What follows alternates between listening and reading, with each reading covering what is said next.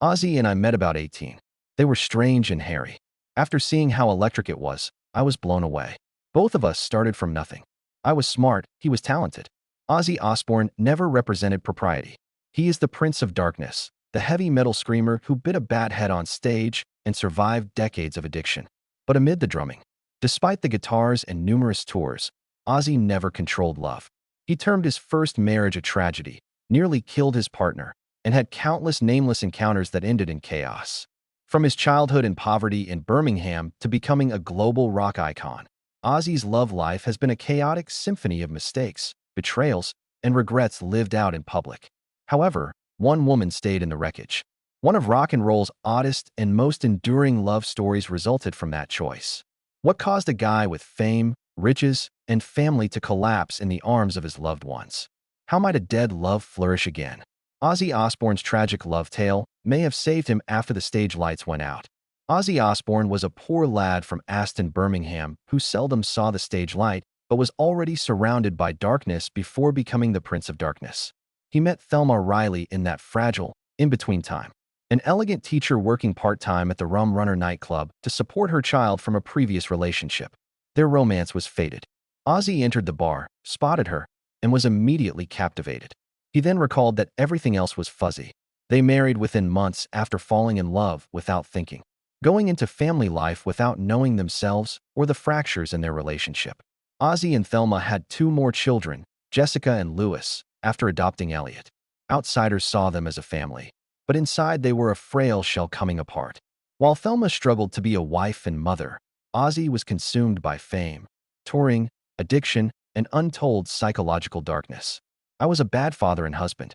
I knew nothing about love. I just knew how to flee.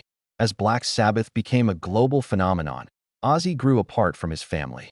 He missed birthdays, didn't know his kids' physicians, and never asked Thelma how she was feeling. He was absent for months.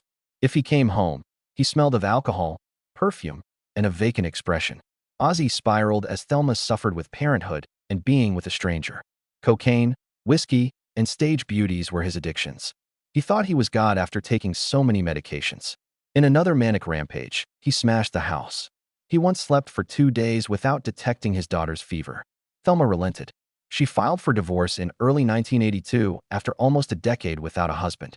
Ozzy struck rock bottom when he was sacked from the band he helped found, homeless, without his children, and without an anchor. Thelma admitted in a rare interview, "Marrying Ozzy was my biggest mistake. I thought love could alter people. Love sometimes sets you on fire." Ozzy didn't argue. He nodded like a man who knows he's to blame. Much too late. His first marriage ended with an empty stare from 2 people who thought they could save each other, but ended up pushing each other away. At a time when Ozzy thought he had lost everything, another woman entered his life to restore his world. Ozzy Osbourne's darkest period began after his first marriage ended. He had nothing but a faded identity, a drug, an alcohol-ravaged physique, and mornings when he had no idea how he survived. Friends stayed apart. His band left, and his family broke up. Everything fell apart, leaving only his voice in his head. However, one person spotted something odd in the ashes. Sharon Arden, daughter of famous Black Sabbath manager Don Arden. Sharon saw a man destroying himself because no one had taught him how to love, live, or face himself, unlike other women who saw danger or celebrity power in Ozzy. At first, they were just artist and manager, but as she stayed up watching over his drugged-out sleep, picked him up at police stations, and searched his coat pockets for booze and pills before press events, a strange bond formed, a love born of exhaustion and trust built with blood and tears. Sharon treated Ozzy's career and life like her most important priority. She organized logistics, hired musicians, and made him focus in the studio. Blizzard of Oz, 1980, was hugely successful beyond Ozzy's talent, because behind him was a lady who didn't sleep, cry, or quit. In 1982, they married. Though modest, the wedding had a commitment between 2 individuals who understood they were different. Sharon moved in with an unknown man. Ozzy handed his fate to the only person who could keep it. Soon after, they had 3 children, Amy, Kelly, and Jack, and started a chaotic yet honest family life. They fought addiction, the music industry, and Ozzy throughout their relationship. Sharon had to handcuff him to the bed to prevent him from running away while high. He almost hit one of their kids. Sharon stood in between, looked him in the eye, and yelled, "I'll murder you first if you touch them." They battled like foes but hugged each other like drowning souls. Ozzy stated hearing Sharon's steady breathing calmed him on times he woke up in panic. Why does she adore me? I trash everything I touch, but she stays. She stayed. That's the only thing that's made me feel worth living. Sharon wasn't perfect either.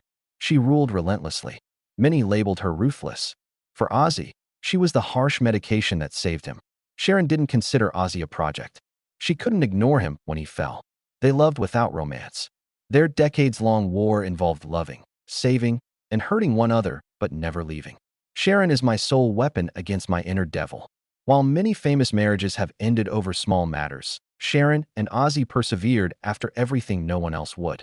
Externally, Sharon and Ozzy Osbourne are one of the most famous entertainment couples. Wild, bold, intense, and still together after decades. Their love wasn't gentle understanding at home. It was a constant struggle between instinct and endurance. Sharon nearly died when it got too far. Ozzy entered their bedroom on an ordinary night in 1989, sat on his wife, and strangled her until she passed out. His drug-induced psychosis was severe. Alcohol, cocaine, and hallucination made him think his wife was the devil. Ozzy woke up in jail with no memory of what transpired. He only knew he was charged with attempted murder and Sharon was in intensive care. I saw it in his eyes. The old Ozzy was gone. Another person, animal, or shadow. Sharon Osbourne remembered the moment the legend nearly killed his wife with his bare hands. Sharon's refusal to divorce him stunned the public even more. She visited him after 6 months of mandated mental treatment, not to forgive but to look him in the eye and say, "If it happens again, I won't let you live." They stayed together. Sharon stayed despite no fairy tale reconciliation. Not out of weakness, but because she thought leaving would kill Ozzy. Because he deserved forgiveness, I didn't save him. I saved him because I knew I'd always carry a dead guy on my mind if I left. From then on, their marriage was fragile, loving, and guarded. Ozzy kept relapsing. He lost control of his body after consuming 5 drugs a week and drinking whiskey for breakfast. When he spiraled, Sharon hired private nurses, locked up medications, and separated the children. They raised Amy, Kelly, and Jack in a world where Dad would hug today and shout or hurl things tomorrow. Amy left home in her teens and avoided the Osbournes. Kelly and Jack became their father's companions during rehab, seizures, and times he didn't recognize them. Sharon sometimes faced collapse. Colon cancer, sadness, and medication overdose plagued her. However, she stayed on the brink of death because she believed only she could save Ozzy. I've fought his inner darkness, not him. Sharon on a 2002 chat show. Separations occurred multiple times. Sharon packed her suitcases to go forever. They kept meeting again, like an invisible thread. Not for forgiveness, but because they couldn't live without each other. Not sure if it's love or complicity. My relationship with Sharon is too deep to break. Their marriage isn't perfect, but it's more true than any Ozzy love song. They accepted a new version of each other every time they nearly split up, staying despite being uglier and wirier. After decades of living together like soldiers in a war, struggling for survival, and forgiving wounds that appeared unhealable, Sharon Osbourne seemed unbreakable. However, in March 2016, she learned the one thing that may be the final straw for any woman. Ozzy cheated, but not with a nameless groupie or a drunken one-night stand. His affair with Michelle Pugh, a hairdresser about 30 years younger than him, lasted months. Sharon discovered emails, messages, and appointments. Each piece of evidence was sharp. She didn't yell. She wasn't disruptive. She only did one thing. She evicted Ozzy. The media burst. Ozzy Osbourne's affair grabbed US and UK news. Michelle Pugh spoke out publicly, claiming that her relationship with Ozzy was genuine love, that he had confided in her, made promises, and once told her, "I've never felt this deep of a connection with anyone other than Sharon." Ozzy stayed silent. Sharon, in an episode of The Talk, said only one sentence that left the audience breathless. "After everything I've forgiven him for, in the end, it wasn't the violence that broke me. It was the silent betrayal." For the first time in over 30 years, Sharon publicly considered divorce. The children took sides. Jack supported his mother. Kelly was furious with Michelle, lashing out at her personally on Twitter. The Osbourne family, never perfect to begin with, was now visibly fractured before the world's eyes. During his exile from the house, Ozzy voluntarily checked into his sex addiction rehab center in California. It was a strange move, but also a last-ditch effort to save the relationship. In a later interview, he admitted, "I'm not that 25-year-old kid on tour anymore, but I acted like someone who never grew up. and I'm terrified of losing the one person who ever saved my life." For months, no one knew if their marriage could be salvaged. Sharon did not wear her wedding ring. She attended gatherings alone. She simply informed TV viewers she wasn't sure she loved him anymore. And then something unexpected happened. Ozzy proposed to Sharon again. Their 35th wedding anniversary. A fresh ring, one knee, and the words, "If you say yes, I'll learn how to stop hurting you," with no spectacle or crowd.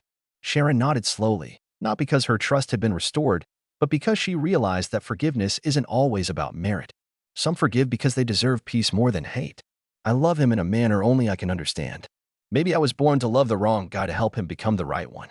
Sharon at their 2017 vow renewal. The Osbourne family reverted to its untidy, imperfect, but deeply attached form. Treatment continued for Ozzy. Sharon maintained control. After criticism, the children returned to their father, and the public accepted that some love tales are just inappropriate. People began rethinking a question after Sharon's 2016 adultery incident with Michelle Pugh, the first time she seriously pondered leaving her decades-long marriage. Why does Ozzy Osbourne continuously ruin his loves? Perhaps the solution isn't in any particular romance, but in Ozzy's time when love had no definition. Ozzy lived as if the world were dying tomorrow during Black Sabbath and his early solo career in the 1970s and 80s.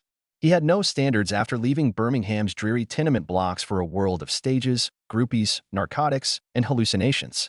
For him, sex wasn't about desire. It was about loneliness fear. "I'd sleep with anyone to avoid the emptiness.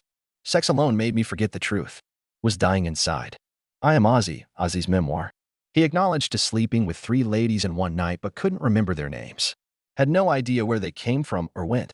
To Ozzy, women were only functions to fill the emptiness, without names. They were like drugs, alcohol, and a curtain over a crumbling self. Those years were without Michelle Pugh or Sharon Osbourne, just faceless experiences he would never forget. Models, actresses, hotel staff, friends of friends, and underage fans flowed through his life like nameless masks in a continual drug-induced dream.